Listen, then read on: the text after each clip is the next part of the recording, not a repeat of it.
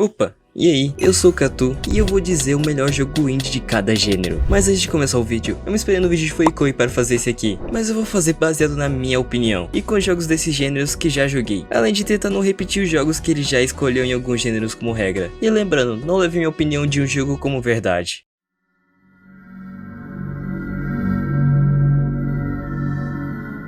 Bem, temos bastante jogos que são realmente muito bons nesse gênero, como Doki Doki e Kinito Pet, mas o que eu diria como o melhor jogo nesse gênero seria o próprio One Shot.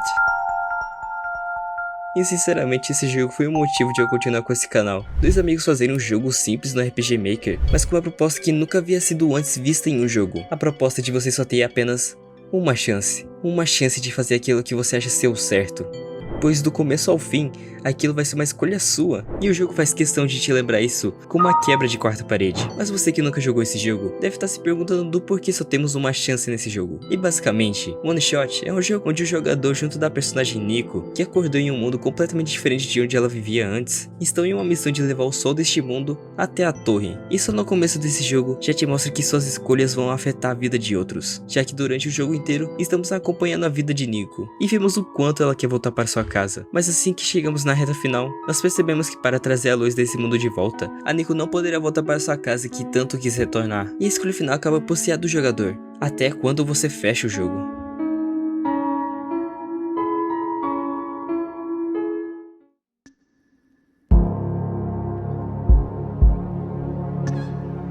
Essa daqui é uma opinião completamente genuína, por conta que jogos de terror ainda mais voltados para psicológicos, eu nunca joguei muitos, mas o que eu joguei e sinceramente eu recomendaria para alguém que nunca jogou jogos nesse estilo jogar, como o primeiro jogo, seria o Mouthwashing.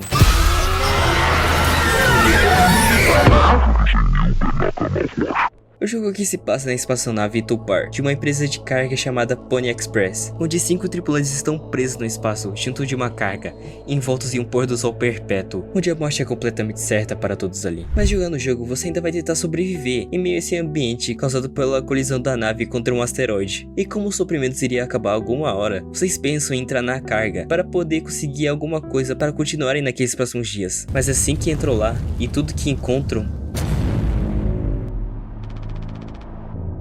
é enxaguante bucal, que dá uma certeza para todos ali, todos vão morrer. E o jogo gira em volta dessa ideia de não conseguirmos sobreviver em um local como esse, com tantos tripulantes, além da pressão de um capitão, em precisar se responsabilizar pelo bem da equipe e da nave. No começo pode até ser confuso, por conta que não é seguido de uma forma linear essa história. Simplesmente podemos estar no dia 8 e logo em seguida irmos para o dia 4. Isso por conta que vamos presenciar os acontecimentos antes e pós o impacto do asteroide. Além de que os personagens são bem únicos e podemos ver que eles têm suas formas de lidar com a morte em seus olhos, ou apenas negar que ela exista, ou também tentar assumir a responsabilidade por todos ali.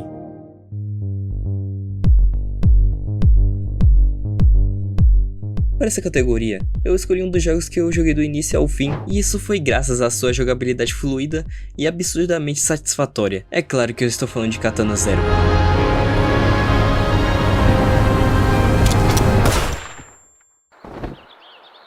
Katana Zero é um jogo de ação com uma gameplay frenética e rápida, onde o combate é extremamente punitivo. Qualquer golpe que você levar vai ser uma morte instantânea. O diferencial está na mecânica única de desacelerar o tempo, permitindo que você analise as situações de uma forma mais estratégica, e assim criando combates muito fodas. Mas Katana Zero não é só gameplay, a história é contada de uma forma bem interessante, misturando flashbacks, diálogos interativos e momentos psicológicos. O protagonista é conhecido como Subject Zero, ou apenas Zero, um ninja assassino com amnésia e poderes de manipular o tempo e prever o futuro. É bastante poder. Esses poderes, porém, não são naturais. Eles vêm de uma droga experimental chamada Cronos, que agora circula pelas ruas como um produto perigoso e ilegal. Zero, a mando do governo, tem a tarefa de eliminar qualquer um envolvido no comércio de Cronos, garantindo que a substância continue sendo usada exclusivamente para o propósito do governo. Ao longo dessas missões, chegamos com Zero em uma jornada de assassinatos, enquanto ele tenta lidar com os próprios traumas. Entre os flashbacks, vemos memórias fragmentadas do que parece ser de sua infância, mas no meio de toda essa violência, conhecemos uma garotinha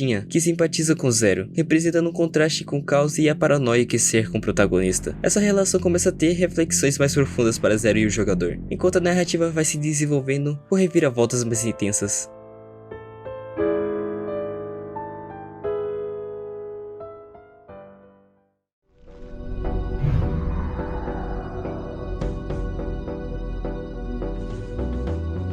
Recentemente tivemos um jogo de cartas que chamou bastante atenção e até concorreu até o jogo do ano, o Balatro. Mas pra mim, o verdadeiro destaque desse gênero é o Inscryption.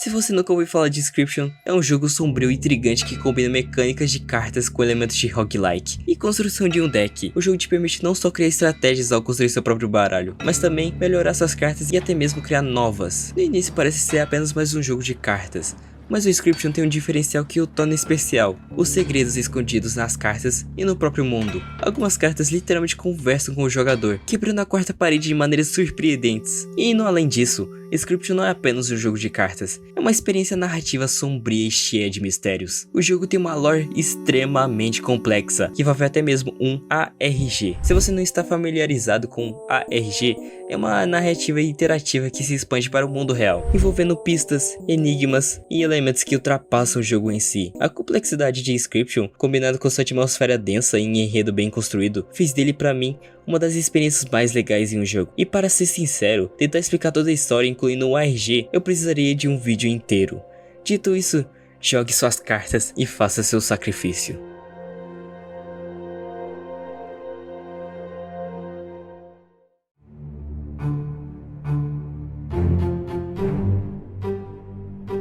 Bem, para o jogo de investigação, eu queria falar sobre um jogo brasileiro que lançou recentemente e que já estava sendo aguardado há um bom tempo aqui. E você já deve estar sabendo de qual eu estou falando. Sim, ele mesmo, Enigma do Medo.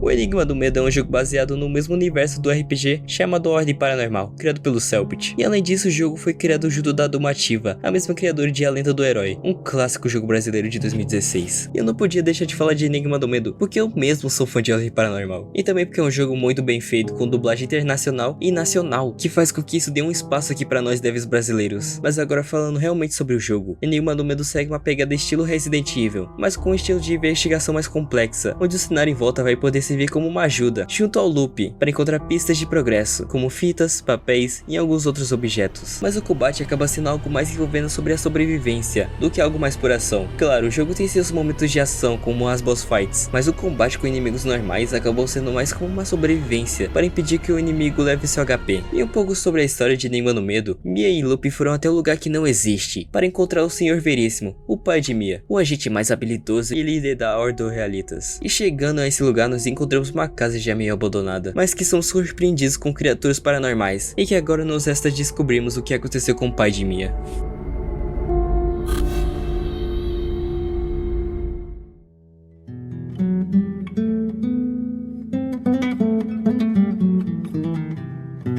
Bem, Souls-like é um estilo de jogo muito difícil de se fazer em um jogo indie, por isso nem todos os jogos nesse estilo se destacam, mas um que eu diria que merecia bem mais destaque do que deveria é o Tunic.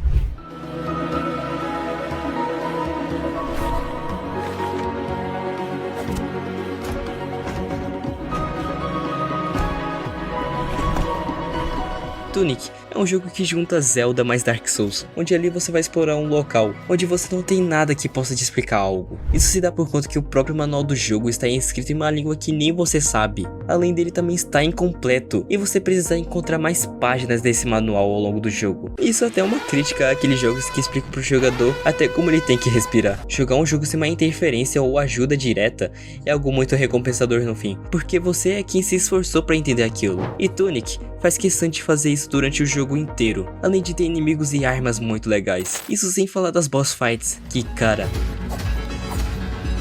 Olha essa boss fight da aranha. Olha isso, olha essa boss fight da aranha. E sobre a lore, eu irei deixar um mistério assim como eu fiz com o Inscription, pois não quero estragar nenhuma surpresa que esse jogo possa causar em você. Bem, se curtiu algum jogo dessa minha lista de jogos indies, comenta aí no vídeo, ou também sobre qual categoria deveria ter aparecido aqui, e jogos também, porque isso foi baseado totalmente na minha opinião, então eu quero poder ver o que vocês acham que deveria ter aparecido aqui. Eu não falei de alguns jogos como Celeste e Hollow Knight, por conta que já são jogos que apareceram no vídeo do Fuikoi, e eu queria apenas trazer jogos de categorias que eu discordava, ou jogos de categoria que não apareceram no vídeo dele. Mas o vídeo tá acabando por aqui, obrigado por assistir, e tchau.